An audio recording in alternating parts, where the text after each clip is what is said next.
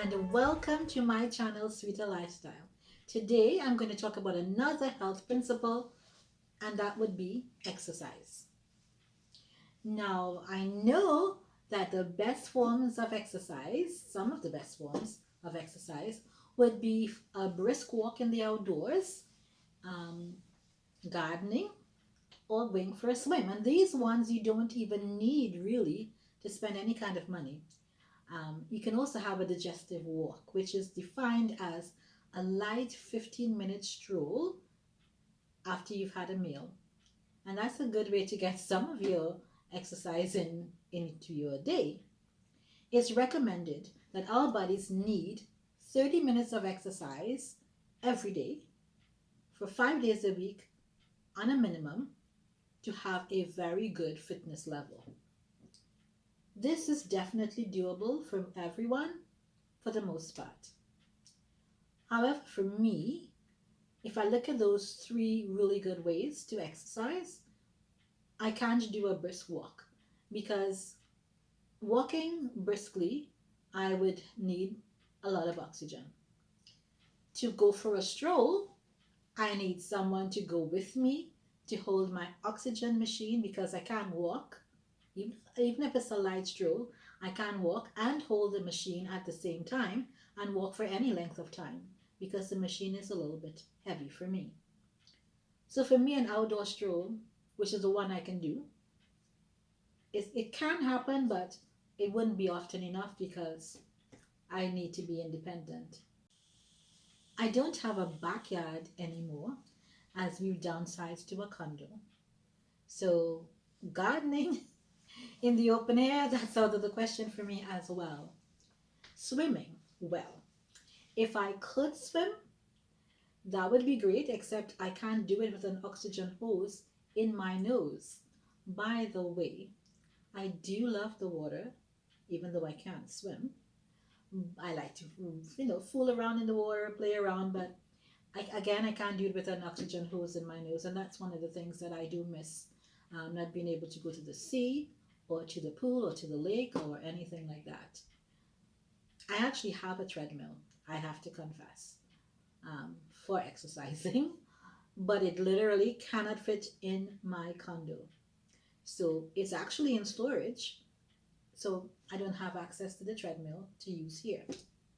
So then I was determined to get some exercise in, and I decided to dig up some of my old DVDs, exercise DVDs from way back when.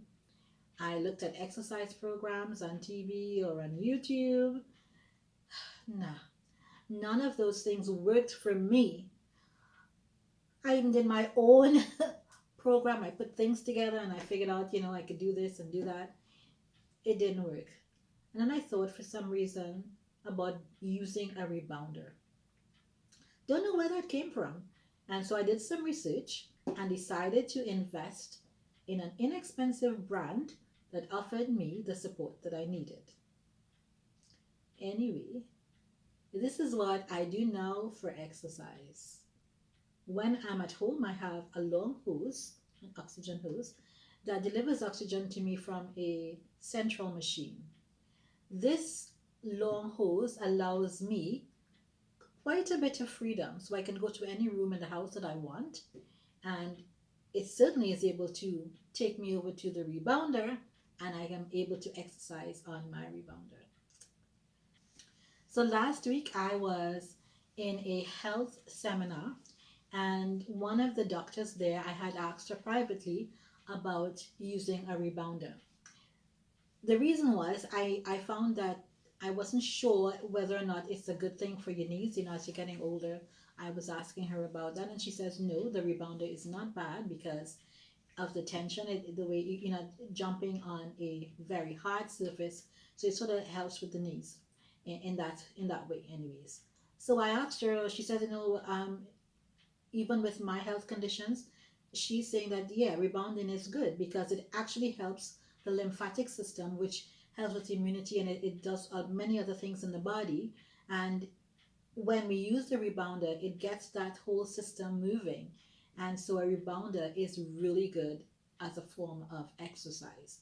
And in fact, she was saying that when you get really good at rebounding, it would actually, you'd need to do less rebounding than you would even need to do if you were taking a brisk walk. I was surprised to hear that. So when I'm better at the rebounder, I'm hoping I'll get there, um, and I can go for longer. I will be able to do more varied types of exercises, and it would actually be even more interesting. At this point, 20-minute bounce, she says when you get to really being good at it, a 20-minute bounce will be equivalent to a 30-minute brisk walk or something like that. I'm not exactly sure, I can't remember. But it would be something like that. And I thought, wow, am I happy? Yeah, I stumbled upon the one exercise that I could do in my small space at my own pace in my home with minimal financial investment, delivering potentially maximum benefits to me. That's amazing. Now, there are always going to be naysayers. That's okay. This is my story. Yours will be different. Now, I'm going to insert a clip of me on my rebounder. Yeah. Now, I'm new at it. No judgments. But it's been fun jumping. I feel like a kid again. So, how do I do it? So, I would go on and I walk first, then I march, then I bounce gently on my rebounder for like about 5 minutes, then I increase my bounce intensity for 2 minutes, then I repeat. And I get about 16 minutes in one setting or cycle, and I repeat that again another time during the day. So in the end, I try to get like 32 minutes a day of rebounding in. Now, this is my first time that I'm actually working out a program for myself with the rebounder. So I'm going to have to watch and see how this works. I'm hoping that I have the ability to stay with this and to see the real power and physical progress that I make. And I do hope to lose some weight as well in the process.